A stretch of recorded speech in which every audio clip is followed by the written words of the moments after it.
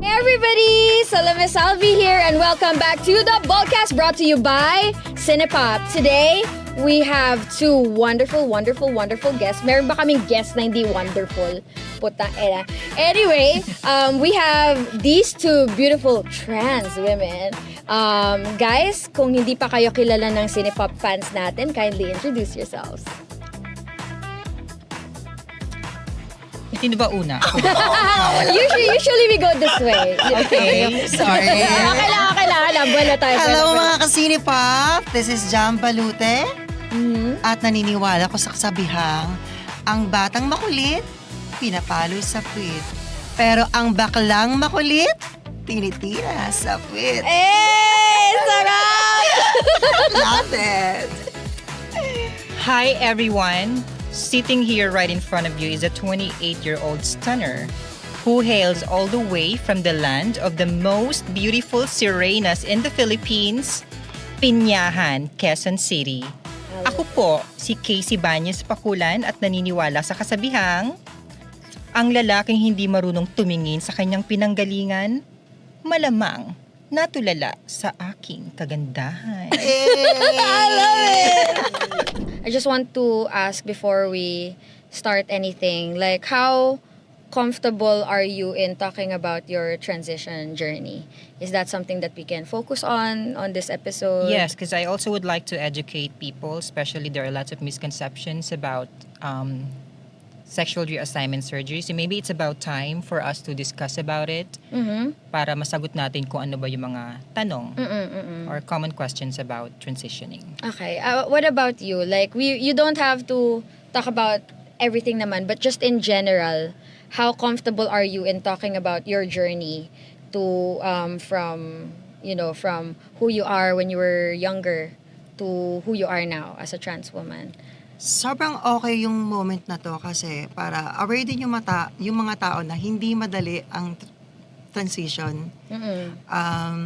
And to educate na rin yung mga batang trans na kung paano yung tama yung process para maging isang trans, you know. Maging isang... So perfect talaga tong moment na to para, diba, to educate them. Yeah. You mentioned that na siya, na difficult siya. What made it difficult for you? Ano yung pinakamahirap? For me, sa akin is yung financial stability. Kasi sobrang magastos talaga siya. Hindi siya biro. Parang, for me, makukonsider ko din siya as my needs, as part of my needs. Kasi of course, yeah. Sobrang iba yung effect kapag nag-stop ka talaga ng pag-take ng hormones. Basically, babalik ka talaga, huhugutin ka ulit, pabalik kung ano mo, yung naging look mo before. Oh, so... So, para siyang maintenance din talaga. Parang ganun yung atake naintindihan niya. ko. Ano yung naging magastos na part for you? Kasi for her, obviously, the surgeries are expensive. Like, ano yung mga naging magastos for you sa journey mo? Ayun nga, yung daily requirements ng pag-take ng hormones. Pero parang for me, naging normal na eh. Parang naging part na siya talaga ng lifestyle. Yeah. So parang kasama na siya sa monthly budget and all that. That's very interesting kasi naririnig ko rin yan from my friends who are trans na the really big hormonal shifts when you take hormones every day, mentally meron daw siyang strain. Yes. I think that's part of the difficulty that you described. Can you tell us more about that? Is that okay? Yes, actually, para kasi mag-a-adjust yung katawan mo. When you start taking hormonal or contraceptives kasi ang tinitake namin talaga because it includes a lot of estrogen level. Yeah. And when you take that, parang maninibago yung katawan mo. And it's normal True. na kapag at first, sumasakit talaga yung ulo mo, nasusuka ka because your body is adjusting. But as you go along and taking it years by years, parang wala lang. Parang normal lang na tubig. I want to ask, what were you like when you were younger and what ano yung naging parang first experiences nyo of dysphoria or first experiences nyo kind of knowing na you were queer or knowing that you weren't a cisgender person? Like, let's start with you. Like, what was Jam like when she was younger? Parang naano ako doon. Parang na stuck up ako doon Okay lang. Effect din yun ng hormones actually. Talaga? Yan nasa stock up? Mga tulala factor na. Lutang moments. Yeah. Hindi ko nakita yung itsura ko. Yeah. Okay lang. Meow, meow, meow. Meow. Nakakabaliw siya actually. Okay, going back sa question ulit. Ulitin mo na lang. Okay, sige. Ano yung mga first, nung bata ka, paano mo unang na-realize or na-discover that you're not a cisgender person, na you were meant to be something else? Paano mo siya unang naramdaman? Kasi assigned male at birth, am I correct? So, I'm sure na you were raised up to a certain point na parang magiging lalaki kayo. How did you first understand or realize na this is not who I'm meant to be? Nung bata kasi ako, hindi ko siya alam, hindi siya intentionally na I started to put makeup. Yung ganong atake, pero hindi ko naman siya totally ginusto talaga. Parang nakikita ko sa iba and then ginagaya ko. Then sunod na yung mga sa clothes. Nagsusuot na rin ako ng pangbabae. You enjoyed it? Yes, exactly. Ayun pa lang yung sasabihin ko. As time goes by, parang nai-enjoy ko siya. Then siguro, naging factor din siya in my transition. Kasi minahal ko yung ganon na patago ko lang siyang ginagawa pero iba yung naging effect sa akin. For me naman, I can consider myself as quite lucky when it comes to my journey and transitioning. Kasi when I was a kid, I think my parents know. And they are being supportive. They are being accepting. And even, lumaki kasi ako sa mga tita ko, kasama ng mga pinsan kong babae. And I think the environment played big role. Kung Being bakit around ako, women. Kung bakit ako ang landi-landi ko. Parang bata pa lang ako, alam na nila, may mga pictures pa ako ng bata ako, may mga bulaklak ako dito. And they're okay with that. Parang, gino-joke-joke na lang nila.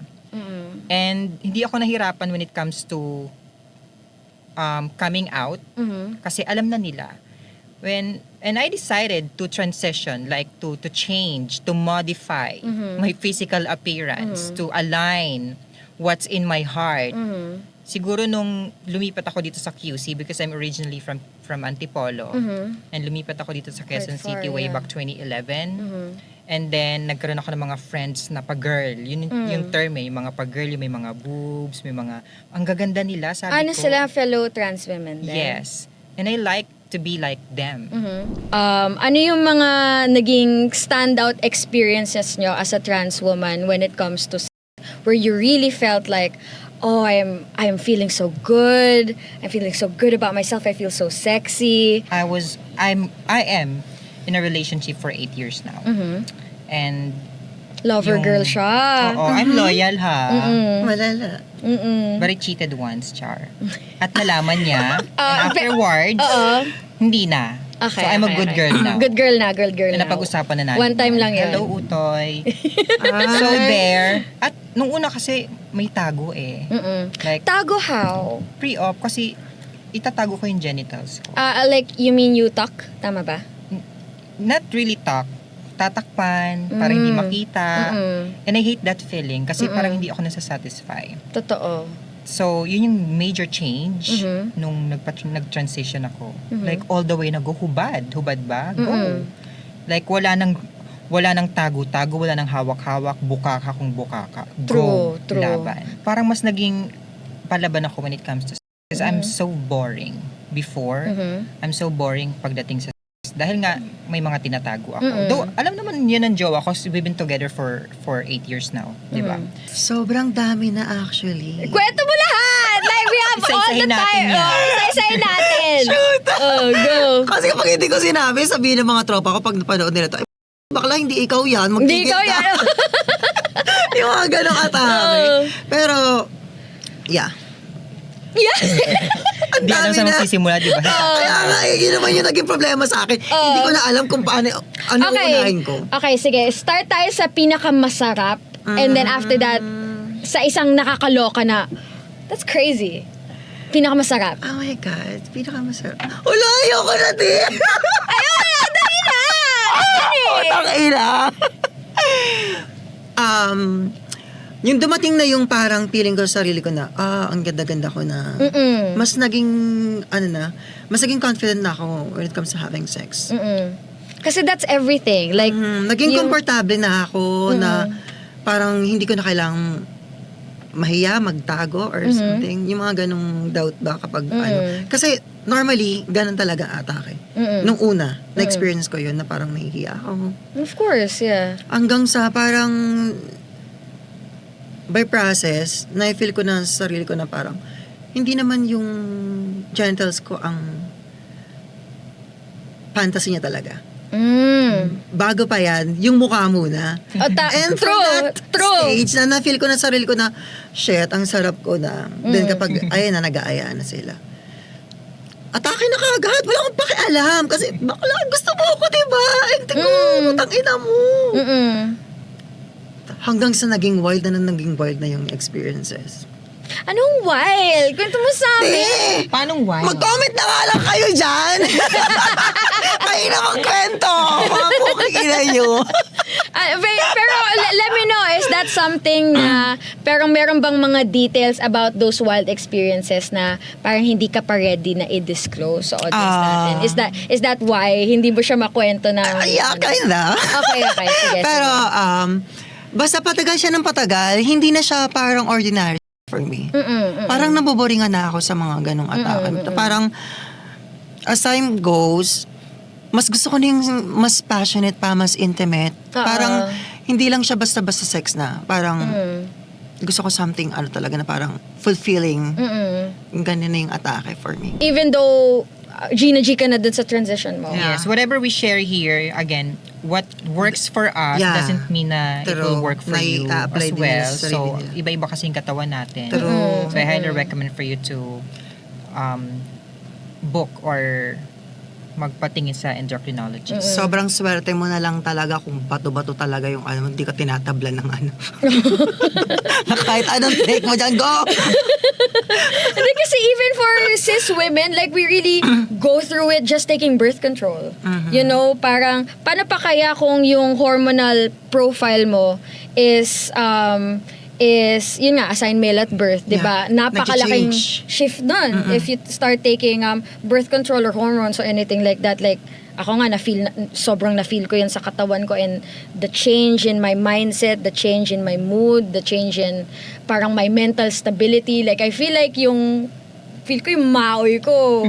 Malala. Malala. I feel like malala na siya nung una, pero lumala siya nung nag-birth control ako. Naging uncontrollable siya. So, ayun, parang ingat lang kasi you're really not playing with something small, something simple when you do any kind of hormonal therapy. And for me, nakabago siya ng personality. It does, no? Yeah, Like, sobra. Yeah. Na kahit ang liit lang na bagay, inaaway mo na silang lahat. Sobrang laking effect. Totoo. Kasi parang hormones kasi like control the way that your mind works talaga, honestly. Like, yung mga gina-joke-joke ng mga tao dyan na, nire-reglay na siya, kaya masungit na siya. Hindi, mararamdaman mo talaga na may something that is so easily triggered when you're at that time of your cycle. And I feel like it's the same with trans women. Like, like hormonally, pag may changes talaga, may shifts. Same. Yeah.